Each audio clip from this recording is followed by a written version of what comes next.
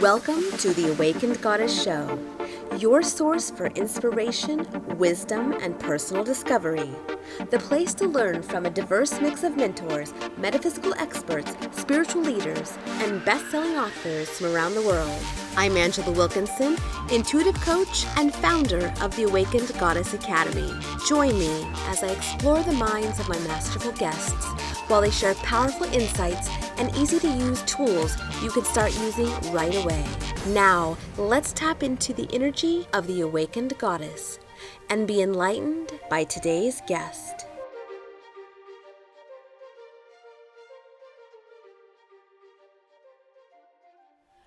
Well, welcome, Sherri, to the Awakened Goddess Show. I am so honored and so excited to talk with you today because, you and I, we've been in an online community together for several years now. And the first time I ever saw one of your crystal grids, I was like, oh my God, I have to have one of those.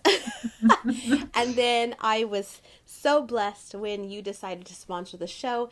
And so I got one of my very own. So I just am so excited to talk with you today, talk about crystal grids and sacred geometry and, just have fun and see where we go. So welcome.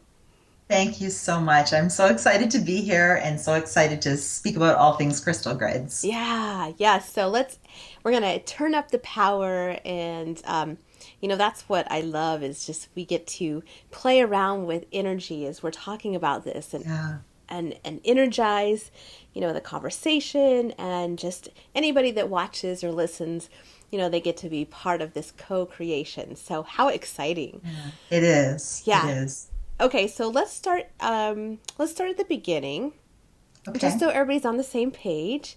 Okay. What the heck is a crystal grid? Well, a crystal grid is really at its most basic level, it's an assemblage of crystals in specific patterns. So we can create crystal grids on sacred geometry, or we can just do patterns freeform with crystals.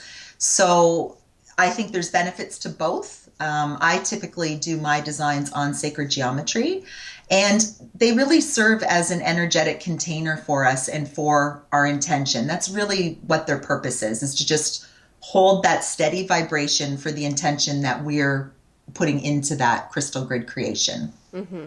Yeah, that totally makes sense Yeah. that you're creating, it's like you have an intention, and I think at least for me, there's so much going on. If I don't have something that is kind of like something to focus on that I've put my Yeah. intention into, it can just kind of go to the wayside. So, yeah. Yeah. And the Yeah. beautiful thing is it's working even when you're not specifically focused on it, like meditating with it or that sort of thing. It's always working on your behalf too. And it's always holding that energetic container for whatever intention it's working on. Mm-hmm. So that's what's so wonderful about it. And it also helps us to stay within the frequency of what our intention is as well, because our energy system is kind of all over the place and we're really affected by outside stimulus and that sort of thing. So crystal grids really help to ground that energy for us and help us to sustain the frequency that we need to sustain to call in what we're wanting to call into our life. Mm-hmm. Mm-hmm.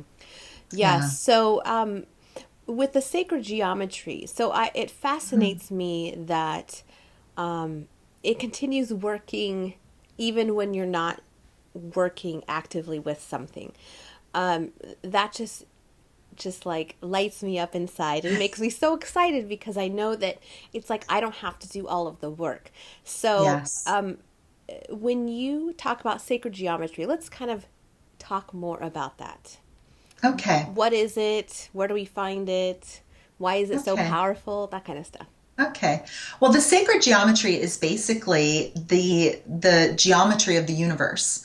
So it is really the geometry that makes everything that we see, everything we feel, everything we touch, everything that has any kind of form is based on sacred geometric patterns. So you'll find sacred geometry everywhere in a flower, in our own cells, in the cosmos, in the way the stars form.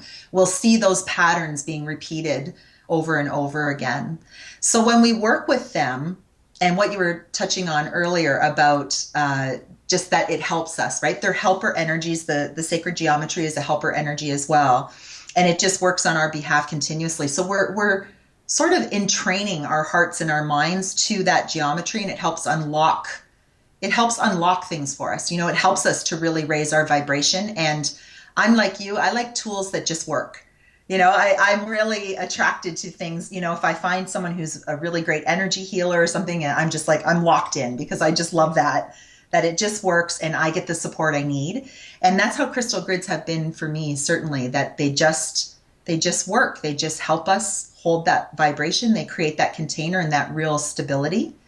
And the sacred geometry, it's like you're speaking the same language as creation itself. So when you're trying to bring into form, into physical form, and you're creating crystal grids on sacred geometry, it's like you're speaking the same language. Mm-hmm. It's like if you go to another country, you go to France and you don't speak French, it's a little hard to kind of, open the pathways of what it is that you're wanting and what you're trying to create. If you both speak French, then all of a sudden it's like the sky's the limit of what you can experience while you're in France. So it's the same sort of thing. You're speaking the same language, and that's what really amps up the power of the crystals upon sacred geometry. Mm-hmm. It's like a beacon. I think of it like the Batman beacon. When they send the light out, it's like everybody knows it's kind of the same thing. You're sending out that beacon to the universe to say, okay, here I am. This is what I'm working on. Mm-hmm.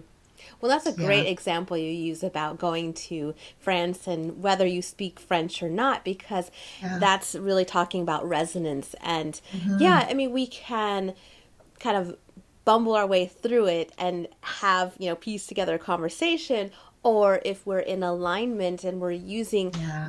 that energy, we can have this much more fluid conversation, and so things Yeah. things happen much faster. Yeah. Yeah, and it just things just start to open up. They just start to open up, opportunities present, like all that sort of thing happens, right? When we're just, yeah, speaking the same language. We can really go with the flow of the energy when we're Mm-hmm. speaking the same language. Mm-hmm. And Yeah. so I'm curious, do you know or do you understand why sacred geometry just naturally happens? Like, how is that created? Well, the foundation of all those geometries is really sound. So if we look at our wisdom traditions, I don't know the exact words because I'm not a devout religious person, but they'll say that the sort of the cosmos was created through the word of God, and it's like that vibration. So it goes back to, I don't know if you're familiar with cymatics, which is basically how sacred geometry forms through sounds. Mm-hmm. So it's the same idea. The vibration creates the geometry, which then creates the form, the physical form. And I really love that part of it because it's kind of like we get to reverse engineer. Like sacred geometry sort of allows us to reverse engineer all of creation the more we work with it. And we can start to see that there's just these basic building blocks that make up everything. Mm-hmm. Even though the world seems very complex, it really bases down to five basic shapes, which are known as the Platonic solids. And Mm-hmm. that's found in the one sacred geometry pattern that we have in the packet, the Metatron cube. Mm-hmm. So Yeah, they that's all are formed from those five basic shapes so that are this is found within that pattern. yeah, this is the Metatron cube. Yeah. Am I holding it the correct way, or does it Yeah, really that's the matter? correct way. That's the correct way. Yeah. So Yeah. cool. Yeah. And what Sherry's talking about is that she has created this beautiful gift for you guys that you can get as an Academy member, and you just get that by simply signing up. And it's a complimentary membership, and then you can really play along. And we're going to walk through how to use these grids that she included. So they're super cool. Yeah. Yeah, absolutely. Yeah. So, okay, how did this ever come about? You know, Mm. I know you've been playing in light. You're a true light worker. Hmm. But what was the catalyst to bringing forth these grids and in the way that you do? Yeah. Well, I had an experience when I was in my early 20s. So I did an art degree, I did a fine arts degree, and I was really interested in time and space for a lot of my works that I did, and I mostly did photo based works, but I did drawing and painting as well. And I was in my room. I remember it just like it was yesterday. And in a split second, I felt sort of parts of myself leave myself and connect in with the planet. Like I didn't know what points they were, but it was so profound. It was such a profound experience because it really made me realize that I occupied this really unique space within space and that everybody else must as well, and that there is this energetic system that runs through the whole planet and through us, through our meridian system and through the cosmos, through everything. So I think that was sort of the seed that got planted. That experience was the seed. And then I grew up, my stepfather is an electronics engineer, and as I said in my bio, we had a warning light company. My family had a warning light company. So from the time I was probably 7, I started building actual circuit boards, which crystal grids are essentially the same thing as a circuit board. Yeah. And so that was sort of the backdrop of my life. I don't think I really realized when I was going through it that I didn't realize how significant it was. You know, when you have those moments where you think, you have past experiences and you think, what the heck is this going to have to do with anything that I do? Right. And now it's like, whoa, it has everything to do Yeah. with what I do. It was like, that was the best school I could have possibly been in, was my school of life, you know? And so then it just all started to come together. So the sacred geometry was always there in the background in terms of even going through art school. I've always been more drawn to the graphic kind of styles, not so much organic. So I've always been very symmetrical in the way that I create and that sort of thing. So that just kind of progressed naturally. And then it just felt like everything went click, click, click, click, click. You know, once I started etching designs, and I have a CO2 laser, right? So that's light as well. Mm-hmm. So it focuses light you're actually creating art with light. And that's part of the power of those pieces, I believe. And it just all sort of clicked together. And once I started creating the sacred geometry grids, I just knew, I just knew that that's what I was to be doing. And other things as well that are related, but it always still comes back to the sacred geometry. Mm-hmm. Do you Yeah, have a grid there that you can show? I do. I have the same grid that you have. Mm-hmm. So that's the Metatron cube design. Okay, so you Yeah. said that there are, tell me what the different aspects are in there. Within the Metatron cube, so you have all the different platonic solid shapes within the cube.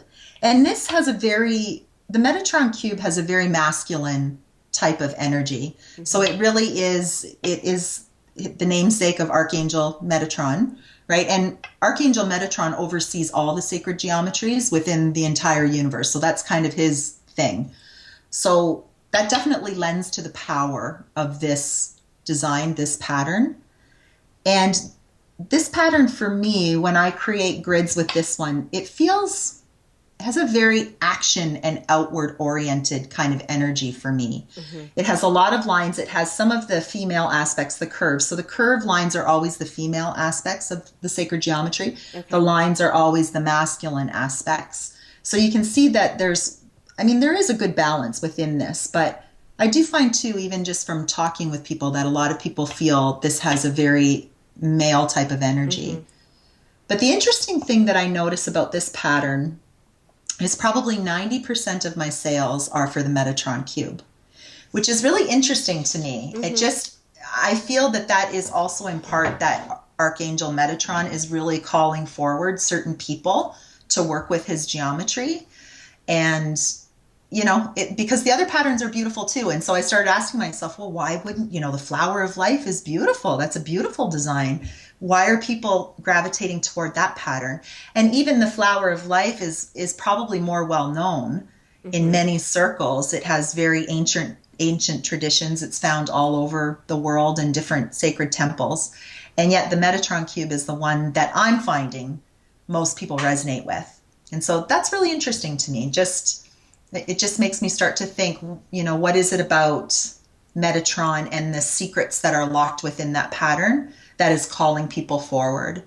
And so the more that we work with them, and that's where I'm so blessed too, right? Because I actually get to create them. So am working with them all the time, right? Like those geometries are washing over me all the time as I get to Right. work with them. And the same is true for you as you're placing crystals on your grid.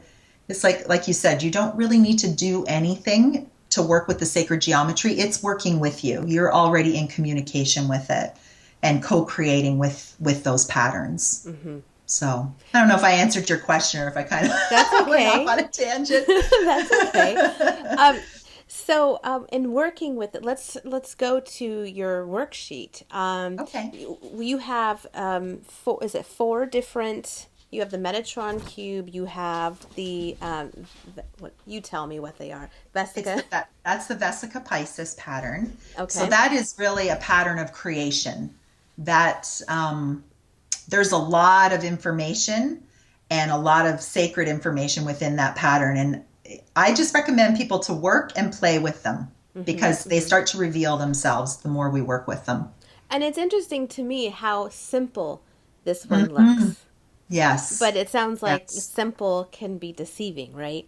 Yes, Does absolutely. don't let Absolutely. that confuse you. And then this is the seed of life.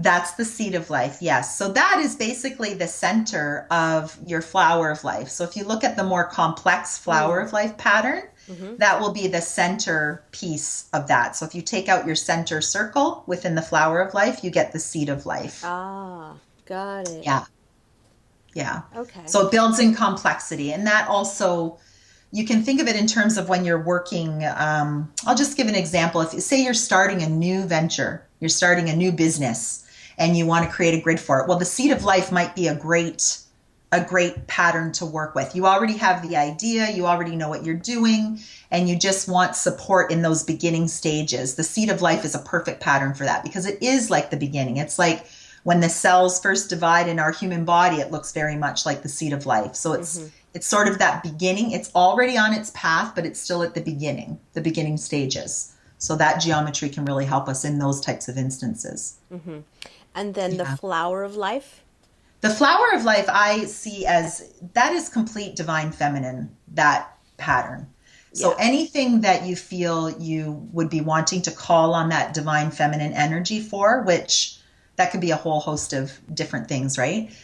Using that pattern can really, really assist with that. You'll notice it's pretty much all curves. I don't even think there's any straight lines in it, right? It's Mm-hmm. all the feminine energy. And the Metatron cube actually does build out from the flower of life. Like everything does build out from the flower of life. Even the tree of life for the Kabbalah is built out from it. So everything does kind of start from that flower of life pattern, either going inward or outward. And that's why it's been such a popular, pattern that we've seen all around the world in all different types of cultures. Yeah, so I imagine that would be really good for like if you are a female entrepreneur that is Mhm. really driven and you're in a relationship and you want to bring more of the divine feminine in your Yeah. relationship, I think that would be amazing for that.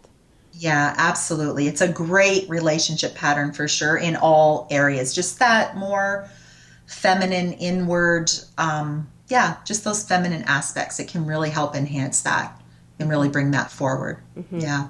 Yeah. So let's walk the viewers through how to use these and how to Okay. like because it is a very intuitive process, but I know a Yeah. lot of times especially people that are newer in their spiritual journey, it's like they want to know how to Right. figure it out, and so let's kind of walk through that process.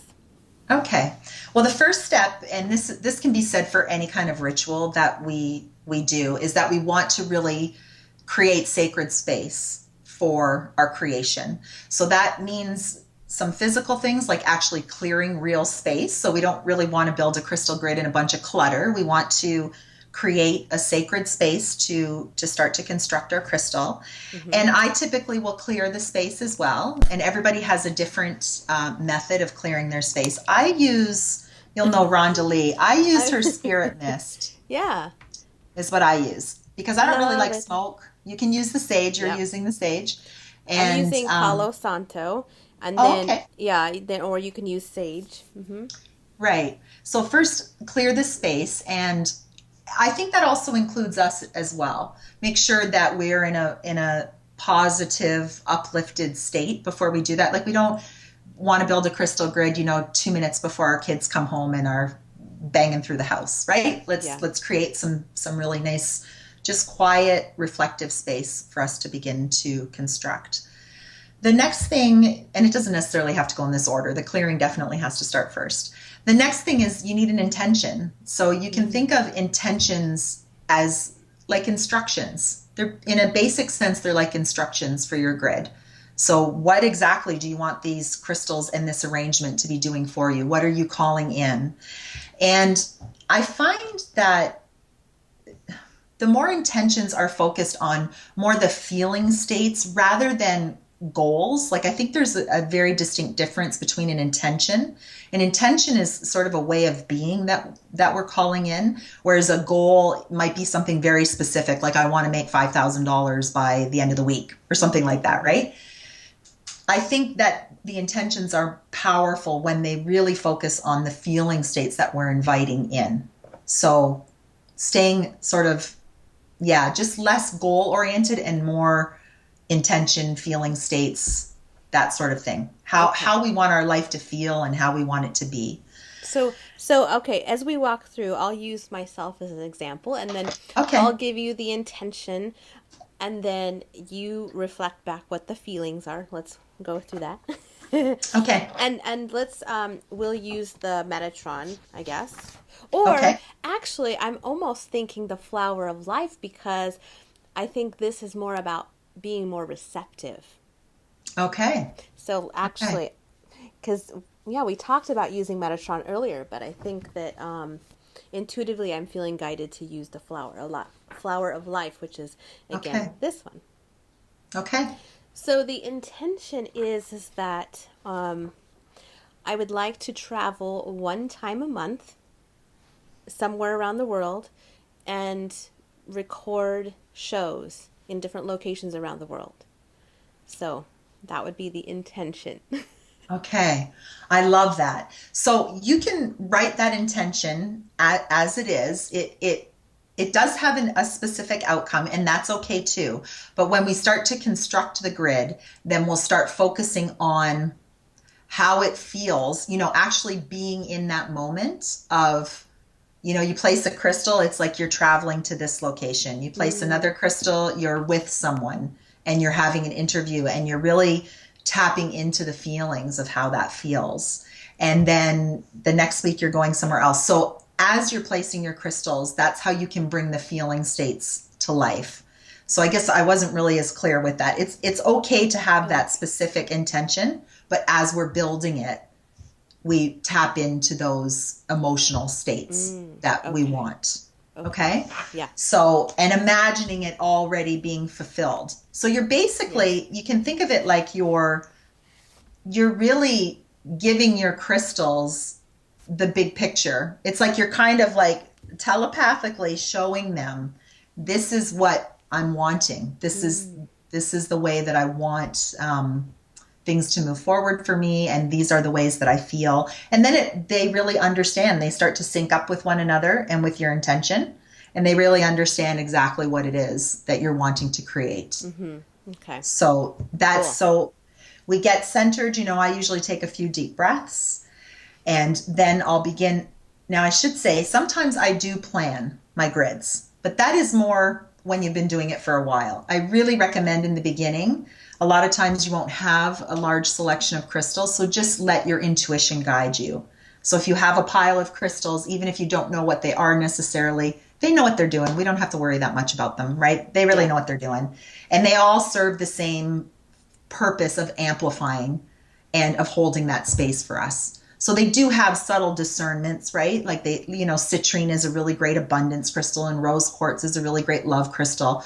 But collectively, they hold that energetic container for us for whatever it is we're calling in. Mm-hmm. So, Well, so you sit and with, and I just want to say it's funny because the first time when as soon as I got the grid from you, I was like, oh, I can't wait, and I just I set it down, and then I have this amazing crystal collection, and I just started bringing in all of these huge crystals and I'm plopping them on. And I was like, oh, every spot you had a little, because you embed, is it Swarovski crystals in there? Yeah.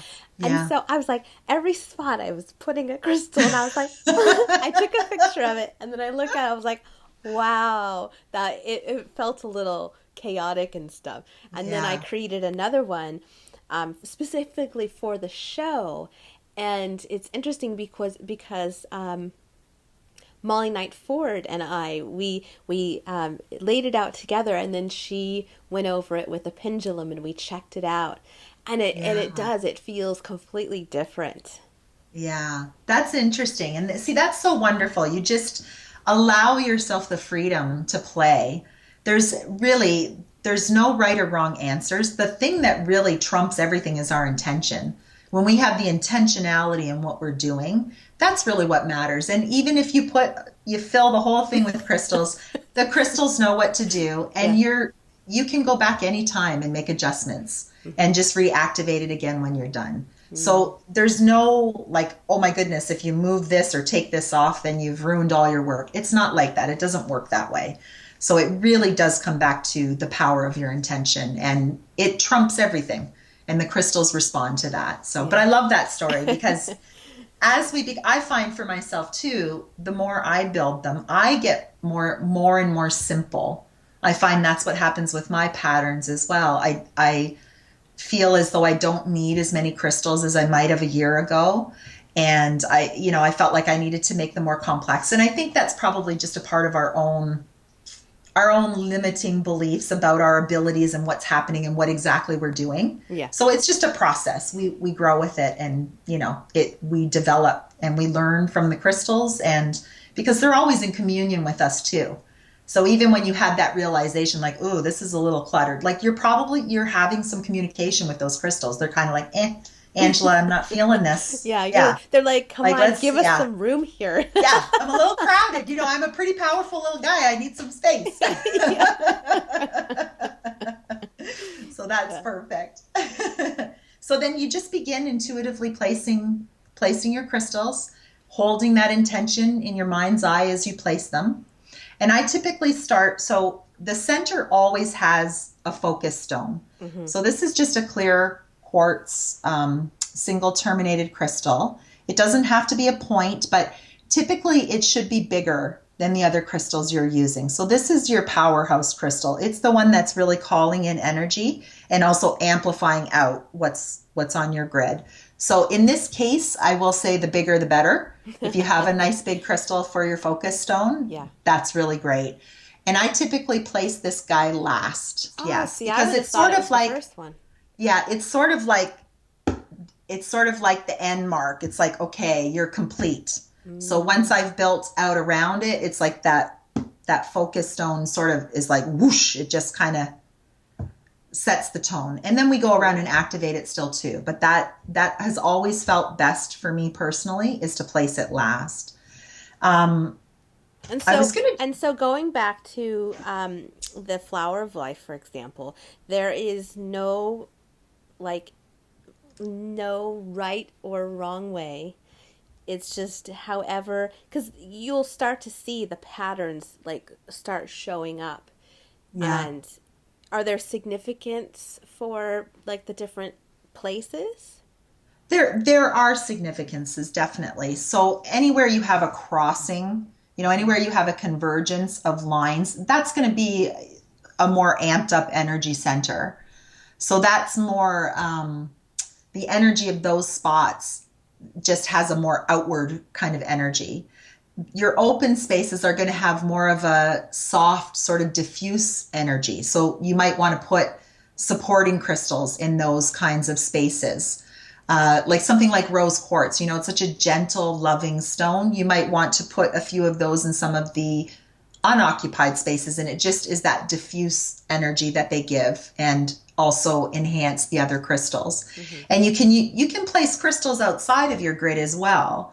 So Mm. I think it's just important to really really honor what you're being called to place. And the more we trust, right? Like like if something comes to your head like, oh, I need to put a Buddha, at the top of my grid. It just comes into your head. I think it's just really important to honor that and follow what comes through for it, because it is the grid community. It is the grid whispering to you, like, Angela, get the Buddha. That's Yeah. it really is what it's doing. So really trusting and honoring it, and try to suspend your judgment Hmm. about why you're doing certain things. Well, And then on the it was also just like what I when we talked about it earlier, I thought, let's use the Metatron cube, but then yeah, it was like, oh no, I feel like this is the one. So yeah, yeah, just like little, like you say, little nudges like that. that's right. Hmm. The little nudges are so important. That's really, and the more we really honor them, they start to come in louder and louder. And you'll notice that with crystals, especially, right? When Hmm. we really honor when we're being called to purchase one or have one near us or whatever, they really do open up the lines of communication much, much more. But if we ignore the nudges, then it gets softer and softer and softer, and we get further and further disconnected Hmm. from the wisdom that they have to share with us. Hmm. So the other areas are within the flower of life. You have any of the curvature areas, placing crystals on an actual line, not in a convergence. You can imagine it like speeds up the energy. It's like a Mm. whirling, right? It just goes Okay. around and around and around. So if you have it on those lines, or within the Metatron's cube here, Hmm. if you have it on a line placement, it's just really, if you put a crystal this way, it's just really rushing the energy through to the next circuit. Hmm. So it's a way to really get, if you have a grid assembly and you're noticing you're placing a lot on those lines, you're really wanting to rush that energy through. So for some reason, it would be related to your intention that you're wanting that really quick flow, almost like how water goes through a rapids. Hmm. When the rapids narrow and it really whooshes through, it's that kind of an energy. So your intuition will lead you, though. Even I know we like to know intellectually what's happening with these Yeah. circuits, but your intuition will lead you naturally. And the other point, too, while you're placing your crystals, is to know that if you place it, you can move it, right? Like it's Right. not like when you place it, it's stuck there, right? And you're thinking to yourself, I don't like it there. I want to move it, but I've already placed it. You can move it. Like you don't activate it until you're ready, until you feel like, okay, this is complete. Like this is the way it's meant to be.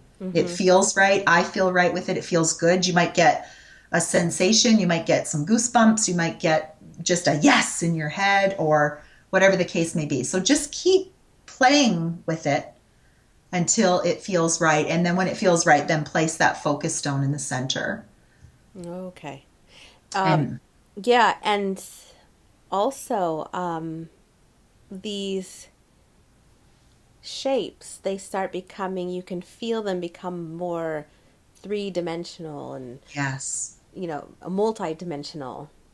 yeah, yeah. And that's the power of working on the sacred geometry. So, as I said earlier, you can create patterns, and even simple patterns, simple crosses with crystals, uh, all different things without the sacred geometry. But when you work on the sacred geometry and you're focused that intently with your intentions, you will notice those three-dimensional shapes start to come forward, and it's just washing through you. It's a knowingness that's washing through you. It's not necessarily going to hit you over the head like a hammer, Hmm. but it's washing through you. And then when you go to bed that night or something, you might have a prophetic dream, or something of that sort. Or a week later, when you walk by your grid and look at it, you might be like, whoa, something comes to you. You have a knowingness. Hmm. And that's what happens just with working with it. So it's really powerful building our grids upon it with that focused intention, because we're kind of tricking our brain, right? Because we're focused on our intention while we're building it. And while our rational brain is focused on that, it's like everything else is open to receive the rest of the information that can come forward from the sacred geometry and from the crystals themselves. So it's kind of Mm. it's an interesting thing that happens. And the more that we work with them, the more that comes forward for us. Yeah. Yeah, it's exciting stuff. I mean, it's really pretty cool. Yeah. you So know. so as I focus on my intention that I said earlier, that I want to travel one time a month to different places around Yeah. the world to do interviews, and as I'm placing the crystals on the grid, just following my intuition, just kind of being really soft about it and allowing Yeah. myself to move things around. Oh, see, I naturally still I put this heart right in the center, and that would have been like my focus stone. So it's Yeah. funny that I keep naturally wanting to put that first. So then once I feel good about it, I put the focus stone, and Yeah. then what is the process of activating the Okay, grid? so activating, we use just a single terminated quartz or any kind of crystal with a single Mm-hmm. termination. And honestly, if you don't have a single terminated crystal, And you mean a our point, finger, right? a point, Yeah. yes, our finger can work just as great, right? Because we have a crystalline structure within us, and it all goes back to, the Sistine Chapel and God and, Adam, finger to Mm-hmm. finger. Mm-hmm. So if you don't have a single terminated crystal, you can use your own finger with the intent that that's what you're doing is you're activating the grid. And then you always start at the focus stone in the center, and there's two ways that I'll activate them. I'll start from the focus stone and move up to your first layer of crystals, like the crystals that are closest to your focus stone. Okay. And you see in your mind's eye that you're connecting all of them with white light, and you just go in a clockwise pattern Hmm. around. And Okay. then you just keep moving out in layers to connect all your crystals together. And the same thing, you're still holding in your mind's eye that intention as well. So you're really feeling into the feeling states while you're doing that. You're kind of doing a lot while you're doing it, right? You're imagining Mm-hmm. that white light connecting the energy as well as still holding on to those feeling states. And then once you're done, it's activated. That's it. You can also do a point to point activation, which is from the focus stone and up to your first one. And, as the name implies, just point to point, Mm-hmm. and make sure you grab all your crystals and activate it that way. And also imagining that white light connecting all of them together. And then Neat. I typically recommend that you reactivate it about once a week just to sort of keep it amped up and to keep it juiced up. And if it's a long-term thing, like yours is kind of a long-term container you're wanting to create. It's not something that's just going to happen next week. You Mm-hmm. want it to go on continuously. So you'll probably have to dust your grid, right? It's going to get dusty. So you would Yeah. just go through the same process. You would just lovingly remove your crystals and be in that calm state to do that, clean your grid off, and then just start again and start the process again. So, Mm-hmm. and typically what I'll do is I'll write my intention on a cue card or something, and I'll put that underneath my grid. And then I usually keep a copy of the intention outside of my grid too, so that when I want to just meditate with my grid, I can see my intention the way that I've written it underneath the grid, and I can just connect in with that intention and either repeat it over and over again as I just hold either side of my grid. Or even when I just walk by, I might want to connect in. That's another thing you can do too, is just quickly connect into the feeling.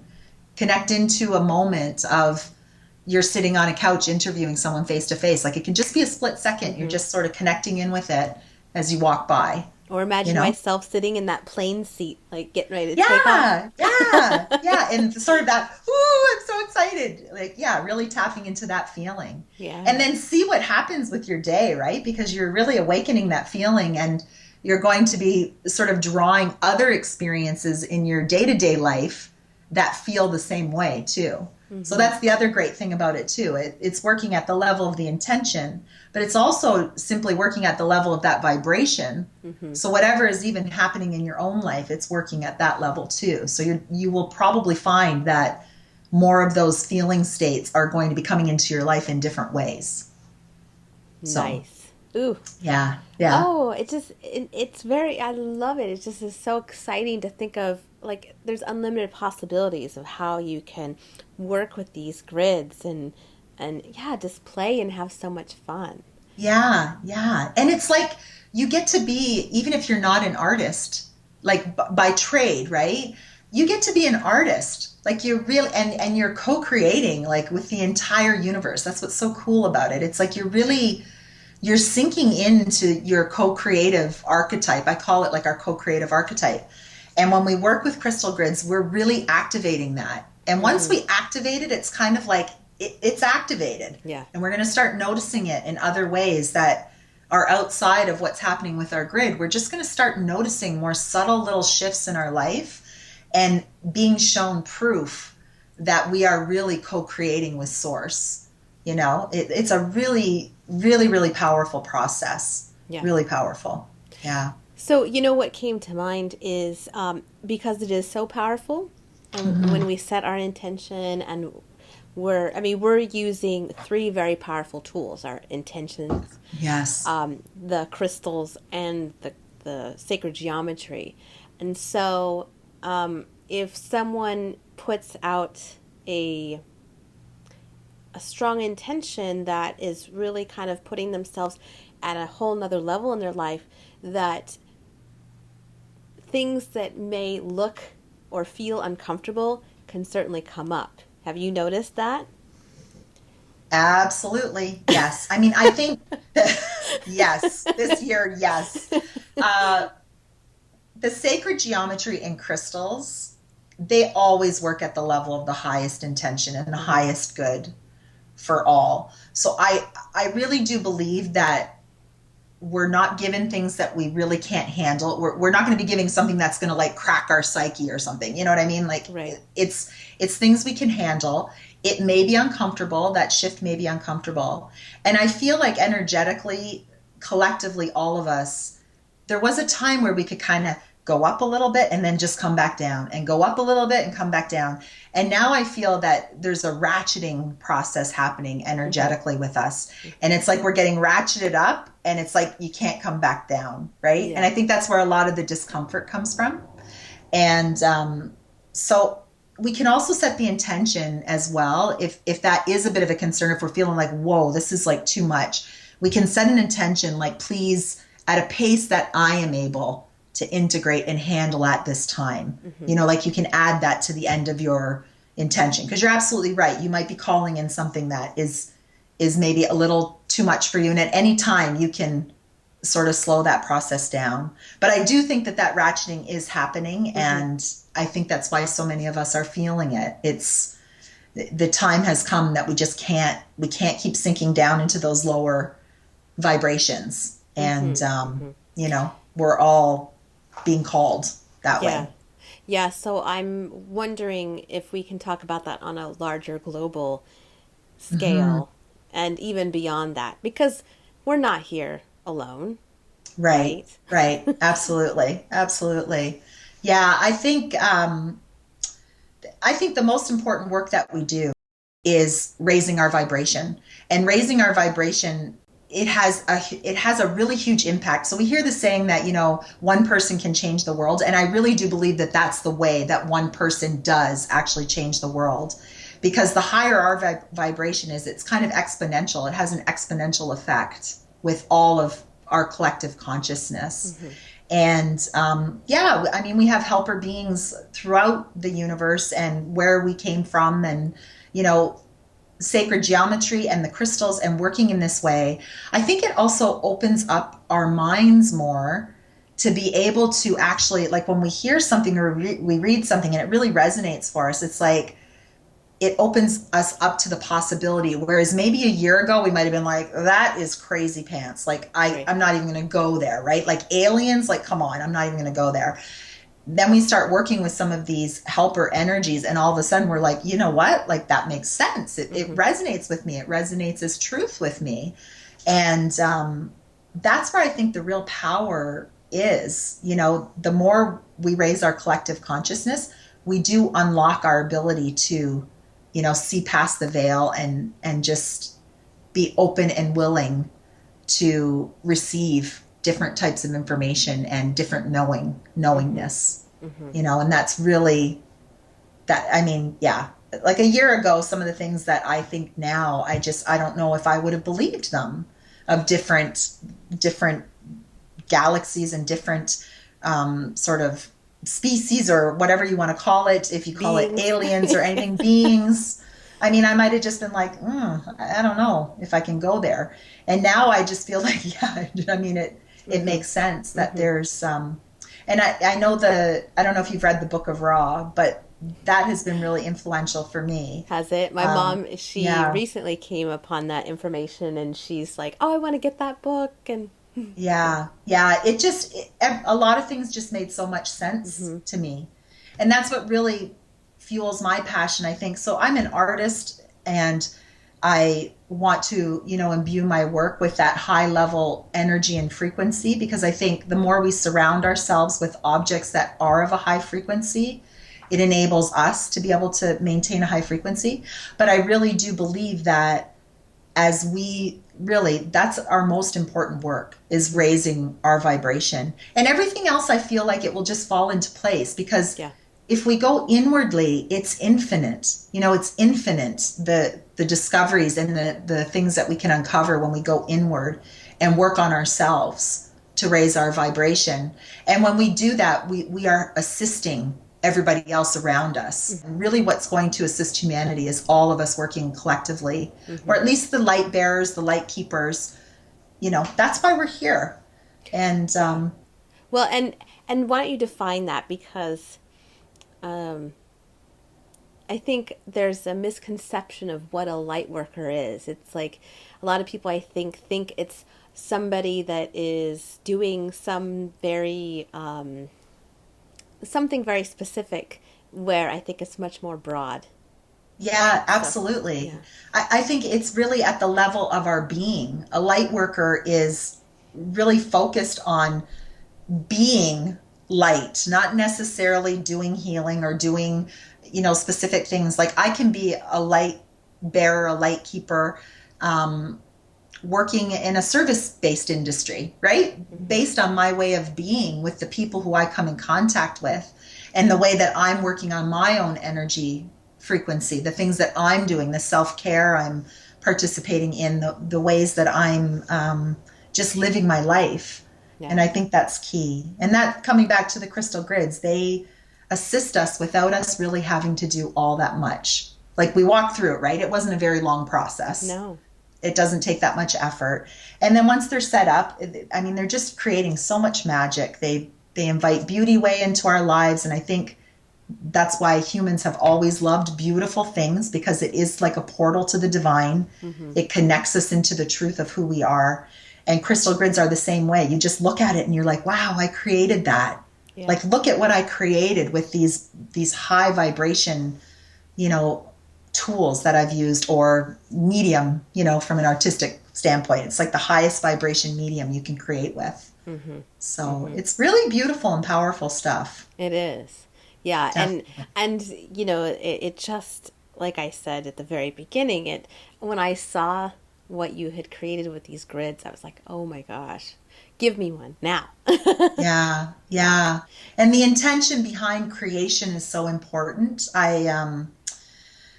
I often, I really think about this at length. Like I think about sort of our consumerist culture and how everything is mass produced. And that has an impact on us energetically, Hmm, right? hmm. When we are, even crystals too, we want to make sure we're getting them, they're harvested, humanely, for lack of a better word. Right. We don't want it to be from any kind of slave labor or anything like that, because that flows with the energy of the crystals. And the same thing goes with the goods and the products that we surround ourselves with. So if we are continually surrounding ourselves with this energy of a throwaway culture, it's kind of like, what is that saying about us? And Hmm. how is that reflecting back to us and how we see our value and our worth? Yeah. And I Well, think that's really prevalent. yeah, it totally feeds that not enough Yeah, idea, the lack yeah, consciousness that, yeah, oh, there's always something new and everybody's out getting the newest thing, and this, and like with the electronics and them not really lasting very long anymore. And yeah, it's just like this high turnover. Um, but instead of going that direction, I want to talk yeah, about what you're doing on like a larger scale. Um, yeah. so talk about Brave Love and the Oh, mission behind that's, that, because I know that's like yeah. near and dear to your heart. It really is. And that's really following the lead of what we're being directed to do, right? And I know that it's the same for you with your Awakened Goddess show. And I mean, I was having a little chuckle today. I was thinking about the show, and we're talking, lots of gurus will say that the Western woman is going to be who sort of saves the world, right? Hmm, hmm. And it's the namesake of your show, right? The Awakened Goddess. It's like, goddesses, wake Yeah. up, it's time, wake up. So I got a good chuckle out of that.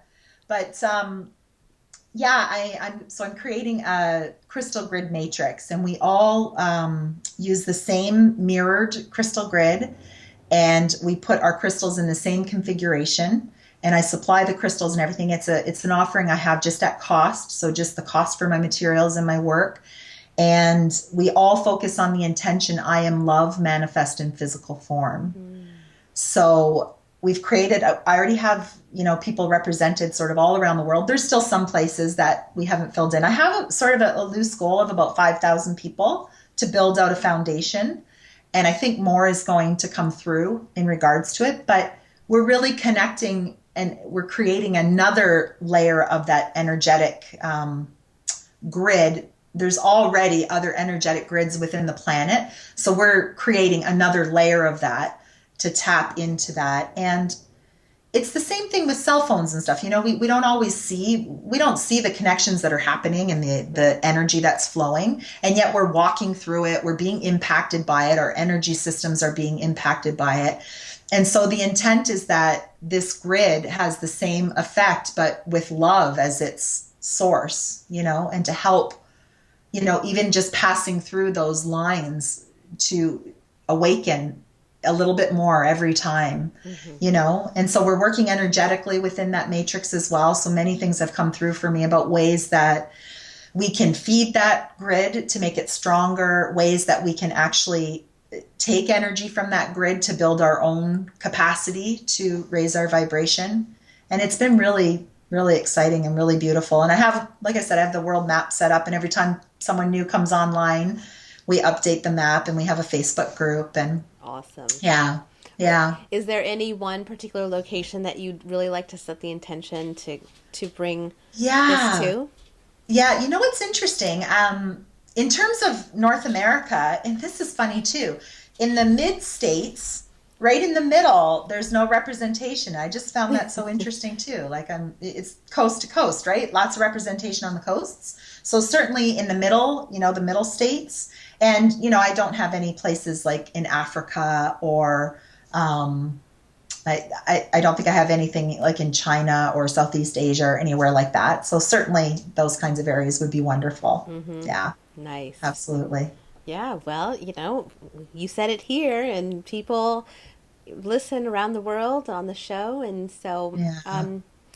they can. I'll actually put a link in the show notes, and then Okay. if you feel called, you guys that are watching and listening, if you feel called, then definitely get your grid, and then you can get synced up with the larger grid. Yeah. Yeah, That would be wonderful. That would be yeah, really wonderful. Thank you. yeah. Thank you. Cool. So, anything left that you feel called to say or share, or as we Hmm. wrap up? Well, I would say the most important thing is just dip your toe in the water and start playing. Print the PDF file, print all those patterns, and even just begin by sitting with them and looking at them. And I think it's important to remember too that these sacred patterns have been meditated on by millions of people across time and probably multidimensionally and everything.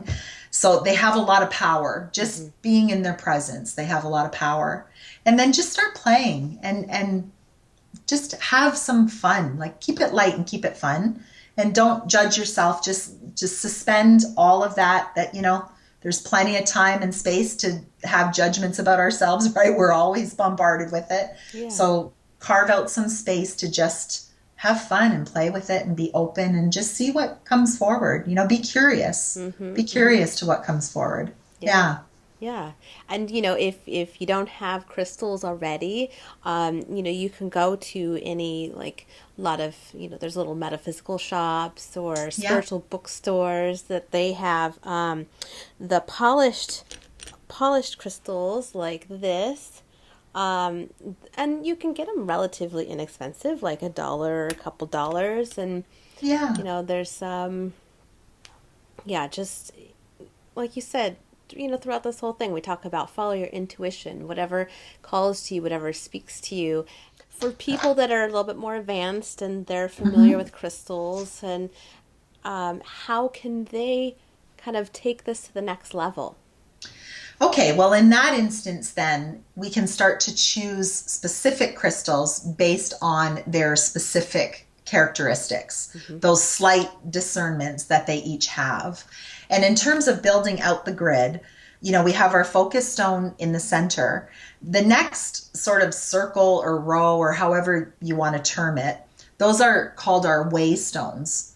And then the final ring, any of our stones that are on the outer ring, are called our desire stones. And the way Mm. that the grids work when we start to get more discerning is it goes from less discerning to most discerning. So the crystals on your outer ring will be the ones that really like sink into the intention.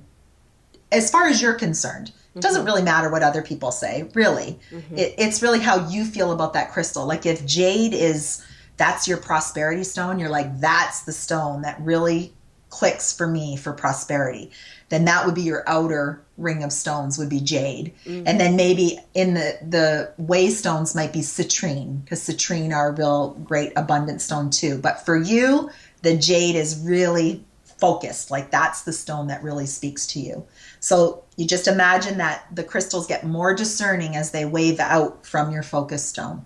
Okay. And those are the ways that you can start to play more, and also having more of the same kind. So when you first start building, you Mm-hmm. might have like a whole variety store of Yeah. crystals, one of each, right? Yeah. And as you build more, then you might start purchasing in six, lots Mm-hmm. of six of one kind of crystal. And then you're using all six on the grid. So it's just sort of like you're becoming more discerning the more you build with them and really tapping into their specific character traits. Mm-hmm. And that can come too. They might start to just call to you. That happens to me. They'll just start calling to me. Like I've had an Hello, experience. Sherri. Are you Yeah, there? hi, it's kyanite. I'm calling you. But I had it with kyanite actually. Just like I was woken up and I heard kyanite, and I had never really worked with it before. So I mean Mm. that happens. It starts to happen. The more you're around these things, they start to communicate. Yeah, I have see, two pieces on my yep, my show grid. Mm-hmm. yeah. And kyanite is a great crystal because it doesn't need to be charged. It cannot hold negativity. It's one of only two, like the other one is citrine, Mm-hmm. is the only one that doesn't hold that negativity. And so they're really just powerful. They're self-cleansing. They just take care of themselves. Nice. So yeah, but that was my first sort of real introduction to kyanite, was just me being woken to kyanite. Yeah. So they'll start coming in your dreams. Yeah, Yeah, you'll all be definitely. dreaming about crystals. And once you start, as I'm sure you know, Angela, once you start buying them, it's kind of like you can go a little crazy there for a while, right? And then you Yes. wait, you sort of level off and you realize, okay, I've got enough. I can start working with these, because some crystals are going to continue to share information with you for years and years and years. I mean, you might have some crystals for a lifetime. Yeah. And then you might have some that you lose because it's time for them to move on. They work that way too. Mm-hmm. We're a little sad, I but know. Yeah. we trust that it's their time Yeah. to move on. Yeah. That's so true. Well, thank you so much, Sherri. This was so fun and delightful, and I cannot wait to make my next crystal grid. And Oh, I know everybody's gonna love your gift, because these crystal grids you made are gorgeous. They're in gold, which is like one of my favorite yes. colors. And Yeah. so Yeah. thank you. Thank you so much. Thank you so much. It was so much fun. Thank Yes, you. it was. Thank you for listening to this episode of the Awakened Goddess Show. I hope you enjoyed today's guest and got something you can start using in your life right away. For more spiritual insights and to listen to more episodes, subscribe to The Awakened Goddess Show at theawakenedgoddess.com and discover wisdom that'll change your life.